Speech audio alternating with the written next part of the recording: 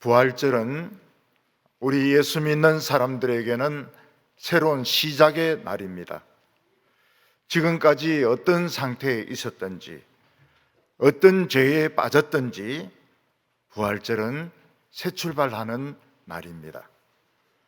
그래서 부활절에는 옷도 새 옷을 입으시고 또 새로운 결단도 하시고 새 인생을 시작하는 날이 되시기를 바랍니다. 옛날에는 부활절 연합 예배를 지금같이 오후에 이벤트식으로 하지 않고 새벽 기도로 연합 예배를 드렸습니다. 그때 여성도들은 다 흰옷을 입고 와서 예배를 드리고 남성도들도 여성도들도 전부 막달라 마리아 같은 그런 심정으로 새벽 기도에 참석을 했었습니다. 이 여성도들은 예수님의 시신에 향유를 바르기 위해서 예수님의 무덤을 찾았습니다. 그러나 그들 앞에 놓인 무덤은 빈 무덤이었습니다. 그들은 가면서 누가 이 무덤의 돌문을 열어줄 것인가 걱정하면서 갔지만 가보니까 무덤의 문은 열려져 있었습니다. 무덤은 비어 있었고 그 안에 천사는 뭐라고 말씀하셨습니까? 너희가 십자가에 못 박혀 죽은 나사렛 예수를 찾는구나. 그가 살아나셨고 그가 여기 계시지 아니한다고 말씀하셨습니다. 예수님께서 죽음에서 다시 살아나심으로 우리도 새로운 인생을 살게 될 것입니다. 만약 우리가 새 인생을 산다면 우리는 어떻게 사시겠습니까? 우리가 지금까지 했던 것처럼 공부하고 다른 사람과 다투고 돈을 목적으로 해서 살고 인기를 위해서 살겠습니까? 우리는 아마 부활하고 나면 예수님과 떨어지지 않으려고 할 것입니다. 예수님의 손을 붙잡고 예수님의 말씀을 듣고 예수님을 찬양하면서 살아갈 것입니다. 그리고 많은 성도들을 만나서 이야기를 들을 것입니다.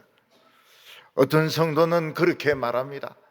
내가 죽을 때 불타 죽었는데 참 뜨겁더라. 그런 이야기를 할 것이고, 어떤 성도들은 내가 목이 베어서 죽었는데 기분이 참 안 좋더라. 그런 말씀을 하실 것이고, 어떤 성도는 내가 사자인데 뜯겨 죽었는데 아파 죽겠더라. 결국은 죽었지만은 아파 죽을 뻔했다. 그런 이야기를 아마 하실 것입니다. 제가 처음에 우리 동부교회에 부임을 했을 때 집사님 한 분이 뇌출로 쓰러지셨다 하는 말을 듣고 병원 수술실로 급히 달려갔습니다. 그때 그 집사님은 이동식 침대에 눕혀서 수술실로 막 가고 있었습니다. 보니까 벌써 머리 뒤에 피가 고여가지고 피가 큰 혹처럼 이렇게 고여 있었습니다. 그래서 수술실로 막 가는 그 뒷모습을 보고 기도를 했습니다. 만약 이 부어 있는데 누가 바늘로 찌르면 피가 막 분수처럼 막 터져 나올 정도로 뇌에서 피가 흘렀습니다. 피가 모여서 고여 있었습니다. 그런데 이분이 수술이 잘 되었습니다. 그래가지고 정상이 되어서 퇴원을 하셨습니다. 이분은 대학에 가셔서 강의도 하시고 또 성가대 지휘도 열심히 하셨습니다. 이분은 성품이 얼마나 좋은지 천사 같은 그런 분이었습니다. 음악에 대한 열정도 대단했습니다. 그 후에 한번 몇 번 보니까 신천에 있는 그 고수부지에서 그 아들하고 같이 막 산생도가 뛰듯이 막 달리게 하는 것을 여러 번 제가 보았습니다. 근데 그 뒤에 또 교통사고가 나가지고 또 뇌출혈이 터졌습니다. 그때도 수술이 잘 되어서 이분은 또 살아나셔서 또 교회에 오셨습니다. 이분이 튼튼하게 생기진 않은 약골인데도 아주 그 정신력이 강하시고 그 수술을 잘 받으시는 것 같았어요. 그래서 제가 걱정이 되어서 건강이 좀 어떠시냐 이렇게 물어보면 좋습니다. 아무 문제가 없습니다. 이러면서 대답을 하셨습니다. 저는 이분이 정말 정신력이 대단하시구나 그런 생각을 했습니다. 근데 이번에 세 번째로 또 뇌출혈이 터졌습니다. 이번에는 병원 중환자실에 지금 누워 계시고 아직까지 의식이 없는 상태에 있습니다. 아마 이분의 가족들은 우리 이 집사님이 다시 깨어나기를, 의식이 돌아오기를 너무나도 원하고 있을 것입니다. 아마 살 길이 있으면 돈이 얼마든지 어디로 가든지 무슨 수를 쓰든지 거기를 택할 겁니다.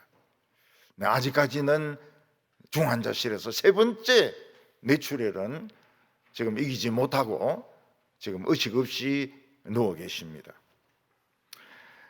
저에게 큰 형수님이 계시는데 어떻게 하면 참 행복하게 살아보려고 그 돈을 전략하고 바득바득 아끼면서 돈을 모으고 또 모은 돈은 부동산에 투자를 해가지고 여기저기 건물을 산 거로 알고 있습니다. 자녀들 공부도 열심히 시켜가지고 큰딸은 외고하고 서울대를 나와가지고 외무고시에 합격해서 지금 미국에 좀 높은 외교관으로 가 있습니다. 둘째 딸은 스케이트를 시킨다고 체육대회에 보냈는데 다리가 부상을 입는 바람에 스케이트는 중단하고 남편하고 결혼해서 살고 있는데 이 둘째 딸이 예수를 믿습니다. 그 다음에 아들은 서울대 농경제과를 나와가지고 일본에 가서 직장 생활을 하고 있습니다. 우리 형님도 서울공대를 나오셔가지고 은퇴하시고 그리고 작은 이런 비닐하우스 농사 같은 거를 지으시면서 소일을 하고 계십니다. 어느 날 저는 형으로부터 형수가 대장암으로 수술받았다 하는 말을 들었습니다. 별거 아닌 것처럼 그렇게 말씀을 하세요. 그래서 한번 가보려고 했는데 갈 수가 없는 것이 형과 형수는 그 양평 쪽에 요양하는 그런 마을이 있답니다. 밥도 주기도 하고 공기도 좋고 그래서 자연 치유를 한다고 하면서 제가 찾아갈 수가 없었습니다. 그래 어떠냐 하니까 뭐 괜찮다고 그래요. 좋아지고 있다고 그래요. 그리고 그 후에 이제 병원에 가서 진찰을 받아 보니까 이게 전이가 돼 가지고 대장암이 나빠졌다는 것입니다. 그래서 수술을 했습니다. 그 후에 다시 이제 전화를 걸어 가지고 구체적으로 지금 어떠냐 이래 물어보니까 굉장히 여였고 피골이 상접해 있는 이런 상태라고 형님이 말씀을 했습니다. 그리고 그 후에 또 전화 왔는데 돌아가셨다는 거예요. 그래서 제 마음이 참 안 됐습니다. 그 형수님은 어떻게 하든지 좀 살아보려고 안 먹고 안 쓰고 전략해서 돈을 모으고 또 투자도 하고 또 애들은 열심히 공부시켜가지고 성공시키려고 했는데 결국은 생각지도 못했던 병에 걸려가지고 돌아가시고 만 것입니다. 제가 갔을 때는 이미 이제 장례식 할 때 그때 찾아갔습니다. 그 전에 미리 찾아가려고 아무리 해도 시간이 안 맞아요. 돌아가시고 난 후에야 찾아가게 되었습니다. 성경에는 이 사망, 죽음을 괴물로 비유하고 있습니다. 이마에는 큰 뿔이 나고 이빨은 막 창같이 날카롭고 그리고 꼬리는 막 어마어마하게 긴 이런 괴물로 비유하고 있습니다. 이 사망은 돌아다니면서 누구든지 걸리기만 하면 이 날카로운 뿔로 찔러가지고 죽이고, 그리고 날카로운 이빨로 물어뜯고, 어떤 사람은 발로 밟아가지고 막 터트려 버려가지고 죽이고, 어떤 사람은 꼬리를 목을 감아가지고 목 졸라서 죽이고, 그게 사망입니다. 그래서 이 세상에서 아무리 좋은 학교를 나오고 아무리 돈이 있고 권력이 있어도 이 사망을 피하고 사망과 싸워서 이긴 사람은 한 사람도 없습니다. 요즘은 의료기술이 워낙 발달해서 한두 번은 병원에서 수술을 받거나 치료를 받아서 사망을 피할 수도 있습니다. 그러나 나이가 들수록 모든 사람들은 점점 이 사망이라는 괴물에 끌려가고 있습니다. 마치 쇠가 나침반에 좌석에 끌려가듯이 모든 사람들은 죽음을 향해서 원하든 원치 않든 끌려가고 있는데, 어떤 사람은 뿔에 찔려서 죽든지, 어떤 사람은 이빨에 물어뜯겨서 죽든지, 안 그러면 막 발에 발피가 터져가 죽든지, 목에 감겨가지고 꼬리가 목에 감겨 죽든지, 결국은 모든 사람들은 다 죽게 되는 것입니다. 그리고 사람이 한번 죽으면 땅에 파묻을 수밖에 없습니다. 너무 썩은 냄새가 나기 때문에 화장을 하든지 땅에 매장을 할 수밖에 없는데, 한번 돌아가시면 다시는 그분을 볼 수가 없습니다. 찾을 수도 없습니다. 그가 사용하던 물건은 불에 태우기도 하고 또는 다른 사람이 쓰기도 하고, 그가 남긴 재물은 다른 살아있는 가족들이 나누어 가지게 되는 것입니다. 죽은 사람만 이 세상에서 없어져 버립니다. 우리는 이 세상에서 다시 죽은 분을 만날 수 없고 찾을 수가 없습니다. 그리고 성경에는 어마어마한 사망의 감옥이 있는데, 거기는 사람 육신을 싹 벗겨가지고 그냥 빨가벗기듯이 벗겨가지고 영혼만 이제 그 지옥에, 그 죽음에 가두어 놓는다고 말씀하고 있습니다. 그런데 만약 어떤 사람이 이 사망의 감옥에서 탈출을 해가지고 그 썩어져 가던 자신의 육신을 도로 찾아가지고 입고 이 세상에 돌아온다면 세상은 발칵 뒤집힐 겁니다.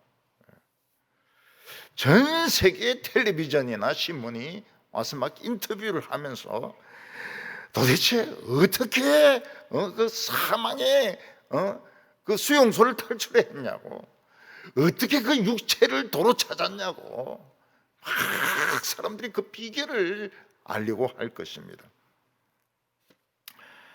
우리나라의 어떤 소위는 6.25 때 북한에 포로가 되었습니다. 포로 교환할 때 돌아오지 못했습니다. 많이 안 돌려보냈습니다. 이 사람 한평생 탄광에서 노동만 하다가 틈을 타가지고 중국으로 넘어가서 한국으로 다시 돌아왔습니다. 이 사람은 새 군복을 입고 소위 계급장을 달고 국방부 장관 앞에서 소위 이제 귀대함을 신고합니다, 그래서 경례를 딱 하는데 굉장히 그 감동적인 모습이죠. 늙은 분이 이제 그 소위 계급장을 달고 국방부 장관 앞에서 신고를 하는 것입니다. 그는 전쟁 기념관이나 가족들에게 죽은 사람으로 되어 있었습니다. 그러나 그는 죽지 않았습니다. 살아 있었고 참 죽음의 고통을 받았고 그는 거기를 탈출해 가지고 살아서 돌아온 것입니다. 폴란드의 아우슈비츠 그 독일 수용소는 참 유명한 곳입니다. 거기서는 유대인들 수백만 명이 독가스로 죽었습니다. 연합군이 폴란드를 해방시켰을 때 그런 아우슈비츠 같은 수용소가 여러 개 있었다고 했습니다. 근데 미군이 그 안에 들어가서 깜짝 놀란 거예요.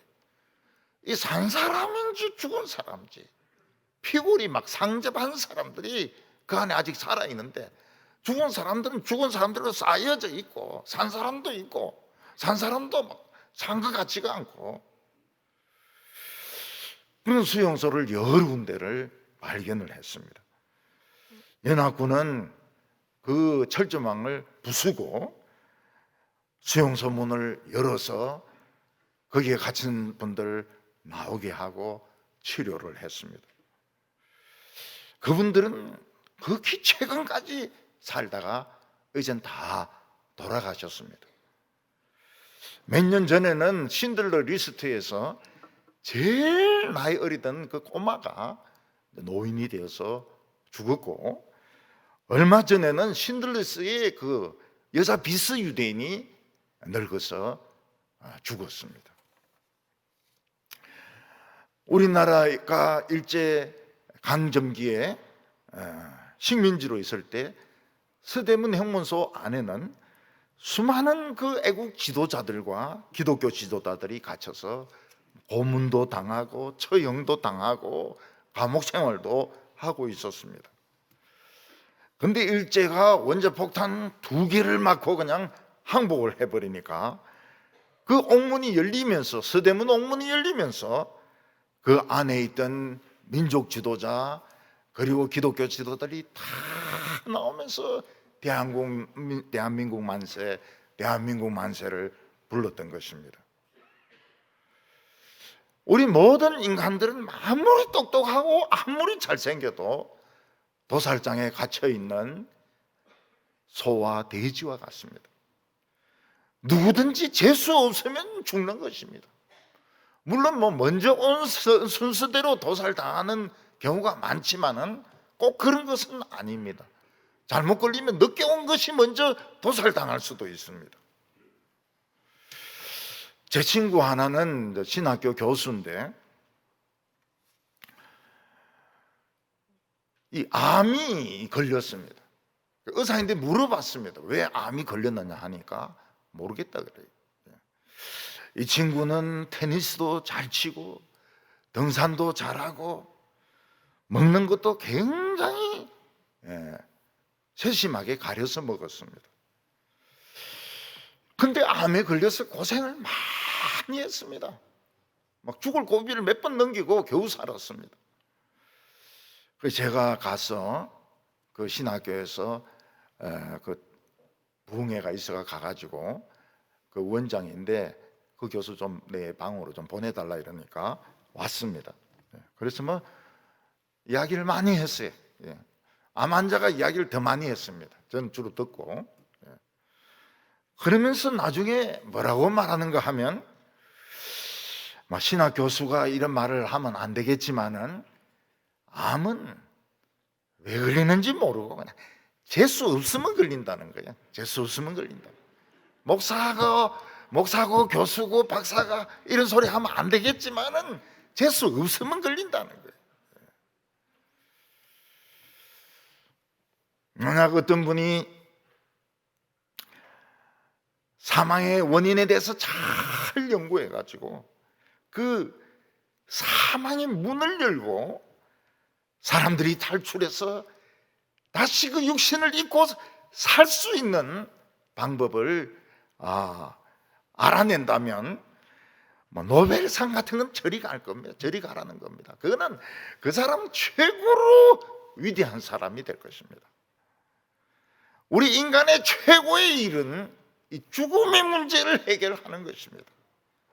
세계적인 최고로 중요한 것은 바로 이 죽음의 문제를 우리가 직면해보고 이거를 해결하는 것입니다.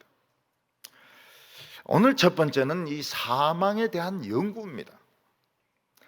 인간은 왜 죽느냐 하는 것입니다. 우리가 그 자세한 것은 알 수가 없지만은 사람이 너무 굶으면 영양실조로 죽을 수 있습니다. 또 사고가 나서 피를 많이 흘리면 출혈과다로 죽을 수 있습니다. 또 암 같은 병이 생기면 이 암세포가 정상적인 세포를 눌러가지고 몸의 기능이 제대로 돌아가지 않아서 죽을 수 있습니다. 또 사람이 너무 늙으면 모든 기능이 이제 떨어지기 때문에 노환으로 결국은 폐병 같은 것으로 돌아가실 수도 있습니다.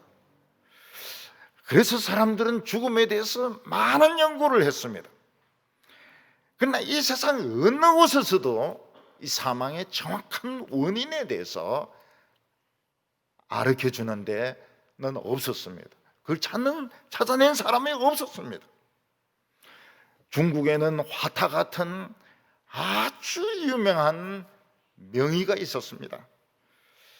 그 병든 사람은 많이 고쳐주었지만 죽음의 원인은 알지 못했습니다. 우리나라도 허중 같은 명의가 있었습니다. 그도 많은 환자들을 치료하고 특히 우리나라의 산에 나는 약초와 이 병을 치료하는 것을 대백과사전으로 적은 동의보감을 썼지만은 죽음의 원인에 대해서는 알지 못했습니다. 히포크라테스 같은 경우에는 자기가 살고 있는 그 도시에 콜레라가 퍼졌습니다. 사람들은 신의 진노다 이래서 막 제사를 드리려고 했습니다. 근데 히포크라테스는 그 병에 걸린 사람들을 다 조사해 보니까 같은 우물을 사용했고 그 우물이 오염이 되는 바람에 사람들이 콜레라에 걸렸다는 것을 알게 되었습니다. 그래서 무조건 신의 진노다. 그래서 제사 드리고 예배 드리고 이러기 이전에 원인을 보니까 오염된 물이 원인이라는 것을 히포크라테스는 과학적으로 알아내었던 것입니다. 옛날 미국 사람들은 개척 초기에 학질에 걸리면 이게 모기에 의해서 걸린다는 걸 몰랐습니다. 산수박, 산참외를 먹으면 걸린다 이런 식으로 생각을 했던 것입니다. 전 세계 모든 사람들은 사망의 원인에 대해서 나름대로 연구하고 생각했지만 정확한 그 원인은 아무도 알지 못했습니다. 그런데 이 원인을 이야기한 책이 있습니다. 그거는 정말 어처구니 없게도 놀랍게도 조그마한 민족 이스라엘이라는 민족이 가지고 있는 율법책 안에 들어있었습니다. 그 율법에는 뭐라고 되어 있는가 하면 사람이 죄를 지으면 죽어야 된다 이렇게 되어 있는 것입니다. 생물학적인 것도 아니고 물리학적인 것도 아니고 법적인 문제였습니다. 종교적이고 신앙적인 문제로 누구든지 죄를 지으면 죽는다. 사망의 근거를 율법에 두고 있는 것입니다. 이것은 정말 놀라운 일이었습니다. 우리 인간은 다른 데서 죽음의 원인을 찾았습니다. 영양실조에서 찾고 과다출혈에서 찾고 암에서 찾고 몸에 있는 기능에서 찾았지만은 그 율법에는 죄를 지으면 죽는다. 죄의 삭은 사망이라고 되어 있는 것입니다. 그 책에 의하면 사람이 죽는 원인이 무엇이냐? 그것은 죽는 것이 다 당연한 것이 아니고 하나님을 대적하고 그리고 죄를 짓고 그리고 악을 행하기 때문에 죽는다고 이야기를 하고 있습니다. 만약 이 세상에서 천사같이 죄를 전혀 짓지 않는 사람이 있다면 안 죽습니다. 그런데 사람들은 천사 같은 사람이 없습니다. 모든 인간은 탐심을 가지고 있습니다. 그 죄입니다. 모든 인간은 음란한 마음을 가지고 있습니다. 그 죄입니다. 모든 인간은 욕심을 가지고 있습니다. 죄입니다. 하나님을 대적하고 있습니다. 그 죄입니다. 자기 멋대로 살고 있습니다. 잘난 체하고 있습니다. 전부 다 죄입니다. 거짓말하고 하나님을 부인하고 자기 멋대로 사는 것이 이게 사망의 원인인 것입니다. 성경은 죄의 삭은 사망이라고 말씀하고 있습니다. 사망은 괴물입니다. 거대한 뿔을 달고서 그 이빨을 가지고서 긴 꼬리를 가지고서 뿔로서 사람을 찔러 가지고 고통스럽게 죽게 하고 이빨로 물어 뜯어서 죽이고 그리고 그 긴 꼬리로 목을 감아 가지고 질식해서 죽게 만드는 것입니다. 그래서 모든 인간들은 유대인이 아우슈비츠에서 800만 명인가 죽은 것처럼 인간들은 막 수없이 죽고 한 번 죽으면 그 지옥의 감옥에서 홀딱 빗겨가지고 육체는 홀딱 빗겨가지고 그 영혼들을 다 거기 안에 가두어 놓는 것입니다. 이게 성경이 말하는 사망의 원인입니다. 오늘 두 번째로 하나님의 비밀 전략을 보게 됩니다. 근데 하나님께서는 우리 인간들을 사랑하셨습니다. 하나님께서는 우리 인간들을 참 훌륭하게 만드셨지만 욕심을 부리고 음란을 부리고 하나님을 대적하고 지 멋대로 사는 바람에 죄를 지어서 죽어가고 있습니다. 모든 인간은 죄의 충동을 이기지 못하고 죄의 노예가 되어서 한평생 자기 욕심을 위해서 살다가 결국은 이 사막이라는 이 괴물에 찔려서 죽는 것입니다.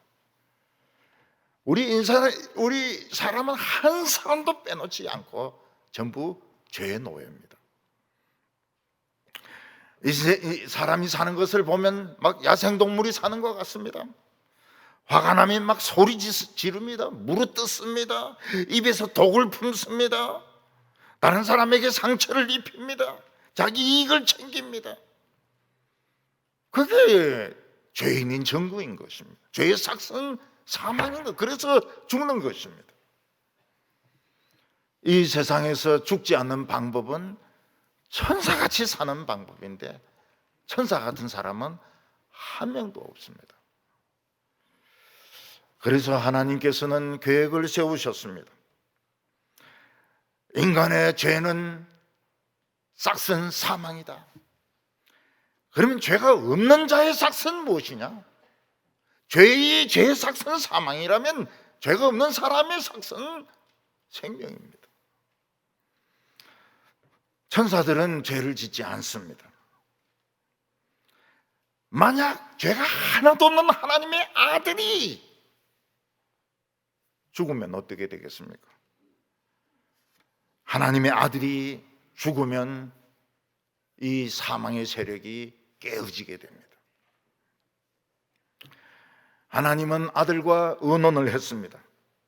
아들아, 나는 인간을 사랑한다. 사람들을 사랑한다. 그러나 인간들은 너무 지멋대로다. 자기 야망과 욕심과 죄 때문에 멋대로 살고 결국 다 죽는다. 그리고 홀딱 벗겨져 가지고 그 지옥에 거기 영혼이 거기 갇혀서 영원히 있게 되는데 어떻게 이 사망의 이 수용소를 깨트릴 수가 없느냐? 천사는 안 된다. 왜냐하면 천사는 인간이 될 수가 없거니와 천사는 죽어도 한 명밖에 못 살리거든요. 그때 아들은 아버지께 대답을 합니다. 아버지, 제가 인간이 되겠습니다. 제가 인간이 되어서 하나님의 말씀을 완전히 지켜가지고 이 사망을 이기겠습니다. 그때 아버지는 아들에게 이렇게 말했습니다. 아들아, 네가 율법을 다 지킨다고 하는 것은 말씀대로 사는 것만 의미하는 거 아니다. 인간이 죽은 그 죽음까지 너는 비참하게 죽어야 되는 거다. 아들은 아버지, 저도 인간을 사랑합니다. 제가 인간이 되어서 눈꽃만한 죄가 지으면 저는 부활하지 못한다는 것을 압니다. 그래도 저는 사망과 싸우겠습니다. 아버지가 하시는 말씀이 뭡니까? 네가 이 세상에 살면서 조금이라도 실수하면 난 아들을 잃어버린다. 세상도 잃어버린다. 모든 것 다 잃어버린다. 얼마나 위험한 일인지 모른다. 사망과 싸우는 것은 굉장히 위험한 일이라고 말씀하셨습니다. 네가 조금이라도 죄가 있으면 넌 살지 못한다. 지구도 뺏기고 우주도 뺏기고 전부 다 뺏긴다. 네가 죽으면 내가 너를 도와줄 수가 없는데 너는 지옥에 가서 탈탈탈 틀리면서 조사를 받을 것이다. 눈꽃만한 죄만 있어도 너도 인간들하고 똑같은 운명이 되고 만다고. 그때 예수님께서 뭐라고 말씀하십니까? 아버지, 그래도 저는 사망과 싸우겠습니다. 인간을 살릴 수 있는 눈꽃만한 기회만 있으면 제가 사망과 싸우겠습니다. 탈탈탈 틀리더라도 싸우겠습니다. 그리고 사망의 세력을 깨고 하나님 앞에 의로운 제사를 바치겠습니다. 그때 하나님께서 뭐라고 말씀하십니까? 네가 사망의 세력을 깨고 의로운 제사를 바칠 때 내 이름을 부르는 자는 다 살리겠다. 영생을 주겠다. 네가 누구 장로, 누구 권사, 누구 성도 이름 부르면 다 살리겠다. 너 믿는 사람들 전부 다 살려가지고 영생을 주겠다고 약속하신 것입니다. 그래서 이 사망의 문제는 세상의 어떤 학자나 부자나 정치인이 해결할 수 있는 것이 아닙니다. 천사가 해결할 수 있는 것이 아닙니다. 하나님의 아들이 해결해야 되는데 굉장히 위험한 것입니다. 하나님의 아들도 죽을 수 있습니다. 하나님의 아들도 사망에서 벗어나지 못할 수가 있습니다. 모든 걸 다 뺏길 수 있습니다. 그런데 하나님의 아들은 이 사망이란 괴물과 붙어보겠다고, 싸우겠다고, 눈꽃만한 기회만 있으면 인간을 살려보겠다고 아버지에게 말씀하신 것입니다. 오늘 세 번째 마지막으로 인간이 다시 살 수 있을까 하는 것입니다. 인간은 다시 살 수 없습니다. 이 세상에서 10년을 살았던 60년을 살았던 90년을 살았던 인간은 살아있는 동안에만 지 맘대로 살지 한번 죽으면 다시 살 수가 없습니다. 그래서 인간들은 죽지 않으려고 몸부림치는 겁니다. 지금 죽을 똥 살 똥 공부하고 죽을 똥 살 똥 일하고 돈 모으고 그런 이유가 뭐면 안 죽으려고 그렇게 하는 겁니다. 그런데 예수님은 사망이라는 이 거대한 짐승에게 도전을 했습니다. 한번 붙어보자. 네가 이기는지 내가 이기는지 한번 붙어보자고. 예수님은 태어나자마자 율법대로 제사를 드리셨습니다. 예수님은 가나안에서 갈릴리에서 질이 제일 나쁜 동네 나사렛에서 자라셨습니다. 나사렛은 정말 질이 나쁜 동네였습니다. 그러나 예수님은 나사렛에서 친구들하고 지내면서 욕을 하지 않습니다. 싸우지 않았습니다. 물건을 훔치지 않았습니다. 그는 성전에 올라갔을 때 성전 학자들과 율법에 대해서 토론하고 싶었습니다. 바이블 스터디를 하고 싶었습니다. 그런데 엄마가 너를 찾는다고 우리가 얼마나 고생한 줄 아느냐, 빨리 집으로 가자. 이러니까 바이블 스터디 중단하고 엄마 아버지 따라서 나사렛에 가서 목수일을 하면서 순종을 했습니다. 그가 나이 30이 넘었을 때는 하나님 나라의 복음을 전했습니다. 많은 장애인들을 고치셨습니다. 맹인들의 눈을 뜨게 했습니다. 다리로 일어서지 못하는 사람을 일어서게 했습니다. 귀신 들리는 사람들의 그 귀신을 쫓아내셨습니다. 그는 모든 것을 율법대로 했습니다. 그는 상한 심령을 절대로 꺾지 아니하셨습니다. 상한 갈대를 꺾지 아니하셨습니다. 상한 심령을 가지고 오는 자마다 예수님은 받아주셨습니다. 예수님은 성경을 외우고 계셨습니다. 장차 메시아는 나귀 새끼를 타고 입성한다는 걸 알고 나귀가 아닙니다. 나귀 새끼를 타고 입성을 하셨습니다. 예수님은 율법의 말씀대로 은 30에 팔리셨습니다. 유월절 양 잡는 날에 예수님은 붙들리셨습니다. 성경에 예수님께서 뭐라고 말씀하셨습니까? 그는 소리를 지르지 않는다고 말했습니다. 아무 말을 안 했습니다. 재판을 하면서도 말을 하지 않았습니다. 억울하다, 분하다, 원통하다, 기분 나쁘다, 그런 말을 안 해서 아무 말씀을 하지 않으셨습니다. 예수님께서는 나무에 달린다는 말대로 십자가에 못 박혔습니다. 그의 손과 발이 찔릴 것이라는 말씀대로 십자가에 못 박히셨습니다. 그는 시편 말씀대로 조롱을 당했습니다. 남을 살리는 자여, 다른 사람을 살리고 너도 살리라는 그런 조롱을 예수님은 당하셨습니다. 그러나 아무 대답도 하지 아니하시고 그는 6시간을 십자가에 달려서 참으셨습니다. 소리를 지르지 아니하셨습니다. 그는 마귀와의 싸움에서 상대가 되지 않았습니다. 마귀는 예수님의 등에다가 그냥 못이 달리고 뼈가 달린 채찍을 가지고 막 거의 뼈가 보일 정도로 두들겨 패고 등에, 목에, 얼굴에는 가시 면류관을 세우고 물도 마시지 못한 사람이 십자가를 지고 가게 하고 드디어 그의 손과 발목에 발에 십자가를 박아가지고 나무에 달아놓으셨던 것입니다. 예수님은 사망과의 싸움에서 진 것 같았습니다. 너무 그냥 형편없는 차이로 진 것 같았습니다. 예수님은 죽으신 후에 육신은 그 무덤에 놔놓고 알몸으로 지옥으로 끌려가셨습니다. 그리고 지옥에서 탈탈탈탈 털리셨습니다. 마귀가 막 검사처럼 조졌습니다.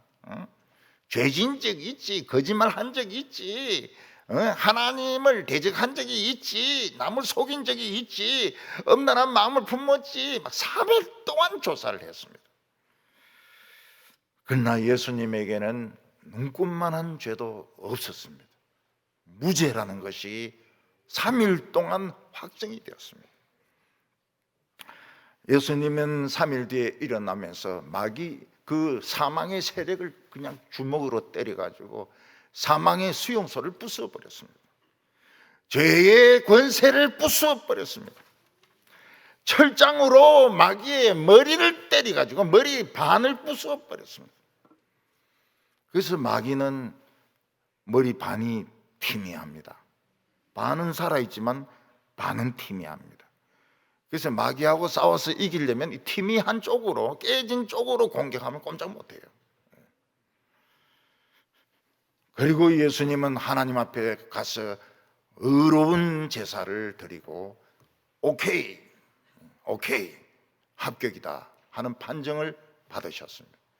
그리고 무덤에 두었던 옷을 입으시고 자신의 몸을 입으시고 죽음에서 부활하셨던 것입니다. 그게 부활절입니다.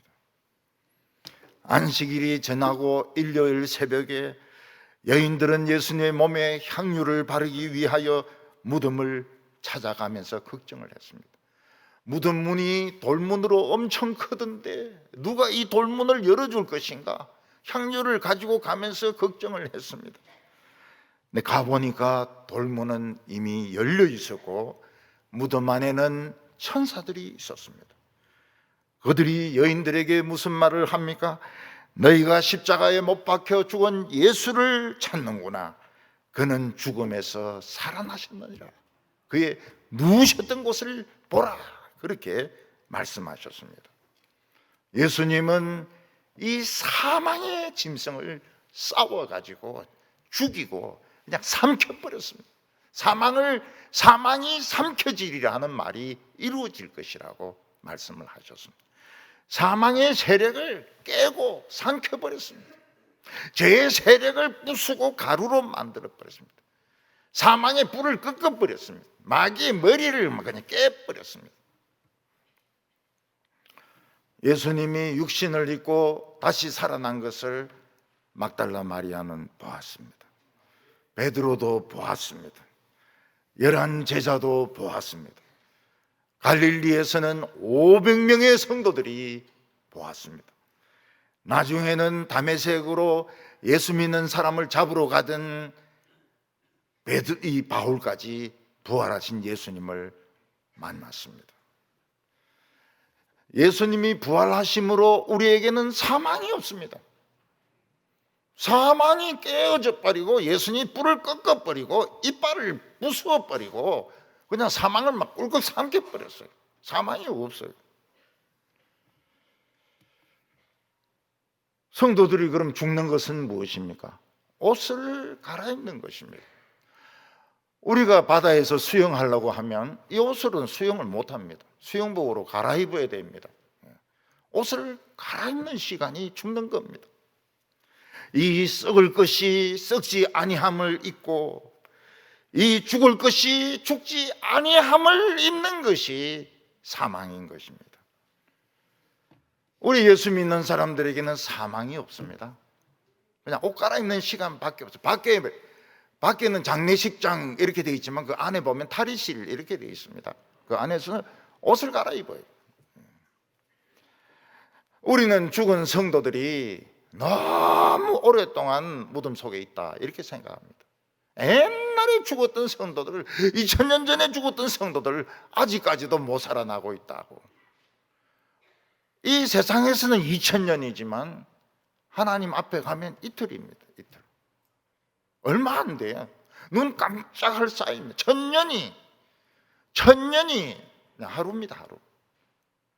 임진왜란에 뭐 어쩌고 저쩌고 이런데 그거는 뭐 반나절밖에 안 돼요. 임진왜란에 죽은 사람들은 반나절밖에 안 됩니다. 천국은 엄청 빨라요. 우리가 천국 가면 왜 이렇게 빨리 왔냐 이야기할 겁니다. 천국에서 좀 행복하게 지내려 하는데 왜 그래? 급하게들 오고 이러냐고. 우리는 부인은 남편을 보고 나는 막 10년을 기다리니 20년. 아이고 이 10분밖에 안 기다려놓고 왜 무슨 그런 소리를 다 하고 있냐고. 나도 당신 없이 좀 예수님하고 좀 만나려고 하는데 왜 이리 급하게 오냐고 말이죠. 우리는 이 세상에서 행복한 분도 있고 고통받는 분도 있습니다. 우리가 먹고 살기 위해서 노력하는 거 고통입니다. 병드는 거, 죽는 거 다 고통입니다. 그러나 우리는 이 세상에서 육신을 가지고 우리의 이 드라마를 연주해야 됩니다. 우리는 이 세상에서 감동이 있는 삶을 살아야 됩니다. 감동이 없는 삶은 이 산 게 아니에요. 엉터리입니다. 엉터리. 감동을 줘야 되는 겁니다. 우리가 드라마를 봤는데 감동이 있어요. 영화를 봤는데 막 감동이 있습니다. 주인공이 막 죽어가면서 막 땅에서 막 눈 위에서 기어가면서 애인의 이름을 막 부릅니다. 감동적이죠. 예.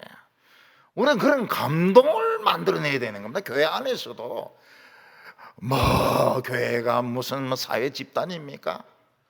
여기가 뭐 어디에 무슨 클럽입니까? 감동을 만들어내야 돼. 감동을 만들어.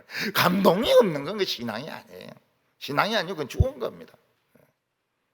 믿으나 마나입니다. 믿으나 마나. 감동이 있어야 돼요. 우리는 이 세상에 육신을 가지고 있는 동안은 주인공입니다. 그래서 이 세상에서 참 감동이 있는 삶을 산 사람은 전부 오스카상을 받을 겁니다. 오스카 주연상을 다 받을 것입니다. 예수님이 죽음에서 살아나셨으면 우리도 다 살아납니다. 우리는 부활할 때 몇 살로 살아날까요? 대개 한 20살 정도로 살아납니다. 왜냐하면 뭐 정확한 건 아니지만 제가 겪어보니까 제일 똑똑할 때가 대학교 1학년이에요. 대학교 1학년. 근데 고3 때는 막 입시 준비한다고 여학생들은 막 살찌고 남학생들은 삐쩍 마르고, 그 여학생들은 살쪄요. 남학생은 삐쩍 마르고 막 공부한다고 막 정신이 없습니다.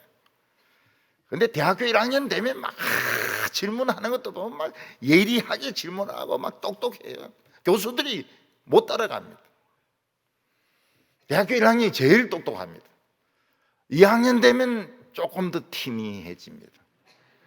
3학년 되면 더 티미해집니다. 4학년 되면 완전 티미해가 졸업합니다. 졸업식 할 때 가보세요. 졸업식 할 때 가보세요.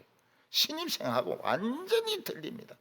아니 폐잔병들이 그냥 졸업식장에 들어가지도 않아요. 밖에서 사진만 찍고 그냥 가버립니다.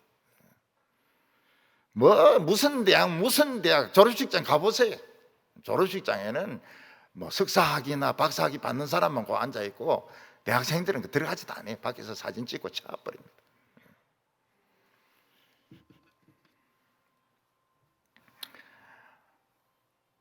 우리가 부활할 때는 청년의 몸으로 부활할 것입니다.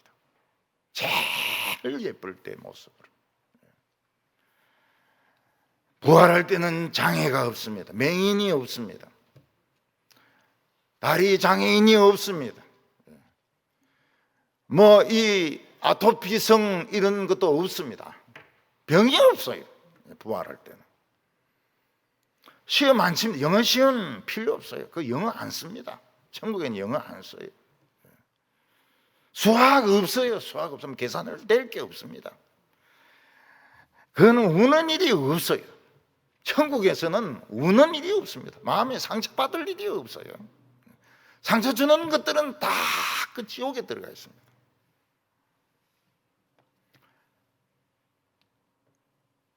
우리가 죽을 때 우리는 모든 것에서 다 해방이 됩니다. 예수님이 죽음에서 부활하심으로 우리는 모든 것에서 억압에서부터 해방이 됐습니다. 예수님께서는 뭐라고 말씀하셨습니까? 너희가 진리를 알지니 진리가 너희를 자유케 하리라. 우리는 이 세상에서부터 이미 부활의 피를 가지고 있습니다. 우리 피 속에는 세상 피도 돌고 있고 육체적인 피도 돌고 있고 영생의 피도 같이 돌고 있습니다.